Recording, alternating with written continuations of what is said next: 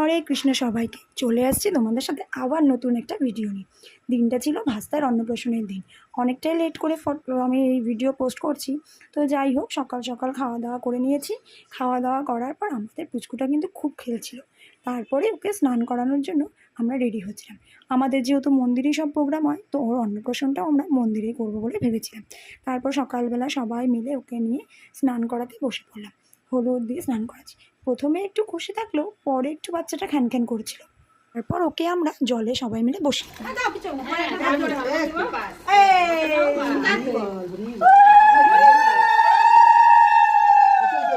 এরপর সবাই মিলে রীতিমতো যুদ্ধ করে মেয়েকে নিয়ে রেডি হয়ে বাড়ির সবাই মিলে চলে গেলাম মন্দিরে আমরা সবার শেষে গিয়ে পৌঁছেছিলাম। এর আগে আরও 4টা ফ্যামিলি ছিল। অন্নপ্রাশনের দিন খুব ভিড় ছিল, তাই যাই হোক প্রভু আমাদের অনেক বকাবকি করলো। আমরা নাকি অনেকটাই লেটে পৌঁছেছি। তারপর গিয়ে পুচকুকে খাওয়ানোর জন্য বসে পড়লো প্রভু।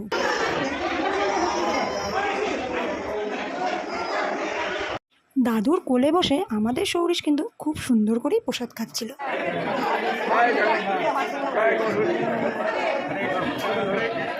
দাঁড়া দাঁড়া দাঁড়া।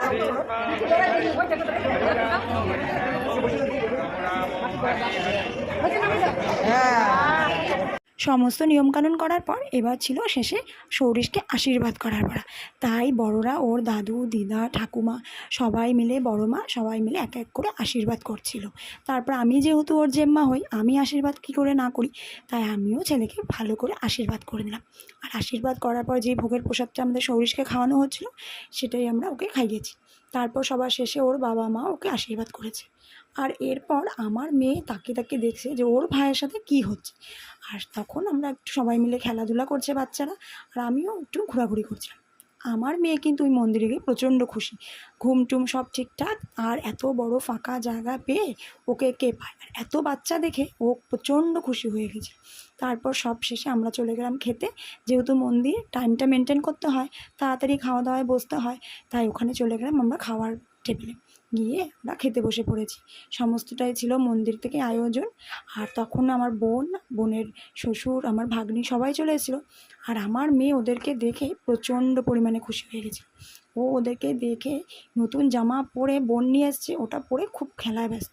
আমি যেহেতু এই মন্দিরে আগে এরকমভাবে যাইনি, তাই আমি ভাবলাম পেছনের গোশালাটা একটু ঘুরে দেখি। তাই চলে গেছিলাম পেছনে ভাগ্নিকে নিয়ে, বোনকে নিয়ে সবাই মিলে ঘুরতে। বোনেরও এবার প্রথম যাওয়া মন্দিরে, তার জন্য এখানকার সমস্ত গাছগাছালি, গরুর দুধ দিয়ে পনির তৈরি করে আমাদের খাইয়েছিল। প্রচণ্ড সুন্দর ছিল, আর ভিতরটা অনেকটা বড় ছিল। ভিডিওটা কেমন লাগলো তোমরা আমাকে অবশ্যই জানিও। ভালো লাগলে আমার চ্যানেলটা সাবস্ক্রাইব করে দিও। দেখা হবে নেক্সট ভিডিও।